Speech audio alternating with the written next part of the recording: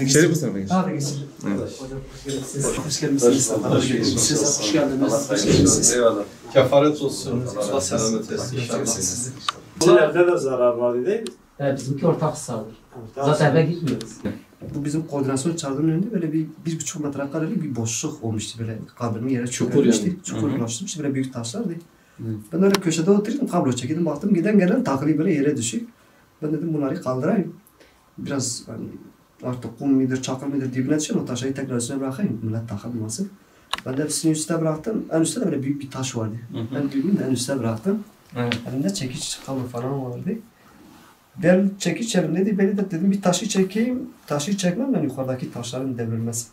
Sen bir şekilde gitti şuraya çarptı, böyle kış diye bir ses geldi. Acı hissetmedim yani, o kış sesine rağmen Allah Teala'nın verdiği o şeyden acı hissetmeden.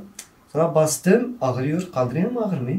Mesela Diyarbakır'dan gelen 112 şeyi gelmişti, ekibi gelmişti, onlarla karşılaştık. Onlar bizi götürdüler sağ olsun, gittik bir arkadaşla araştırma hastanesine Adıyaman'a.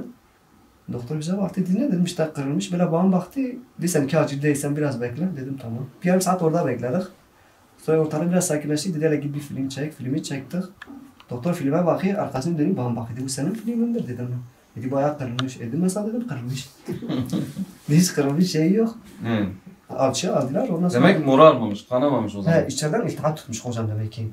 Bu sefer şey yaptılar, Allah razı olsun orada yani o hengamede ancak bu kadar oluyordu. Alçıya aldılar, ondan sonra geldik koordine merkezine. Dedik dönmeye baktık, dönse olmuyor hiç. Orada bayağı bir elektrik işleri, teknik işleri vardı. Birkaç günde orada çalıştık.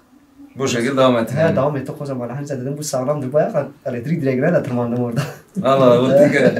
Hocam tek ayakla. Allah var etsin. Bizler çıkmadı dedik, Allah'ın izniyle bu ayağımızda. Allah için olunca insan yapar. Hiç umurumuzda da yani acı hiç hissetmedik. İşten sonra artık demek iltihabı fazlalaşmaya başladı. Burada sağ olsunlar bir doktor ayarladılar. Selahattin Eyüp'de oraya gittik. Filmi çektik. Dedi kırık yerinde mesela iltihap var. Alçıyı çıkarmamız lazım. Alçıdaydı. Dedi hiç basmamak şartıyla şey yaptılar. İşte şu an ilaç tedavisi görüyor. Pazartesi ya da salı. Ağrısı falan yoktu inşallah. Basan zaman ağrı var hocam ama basmasam. lazım. İstesem de zaten basamayız.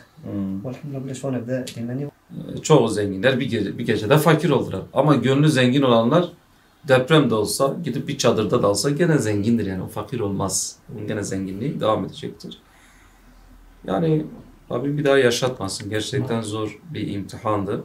İşte Allah yolunda ayağı tozlamak tabi sadece ayak babında düşünmemek lazım. Her şey muhakkak kendi katında Allah-u Teala yazıyor ve ona da ateşi haram kılır. Peki bu sivil toplum kuruluşları dediğimiz derneklerdir, yardım kuruluşlarıdır, yardımsever halkımızdır. Hatta böyle ama arabasına atıp koşan vatandaşlarımızdır.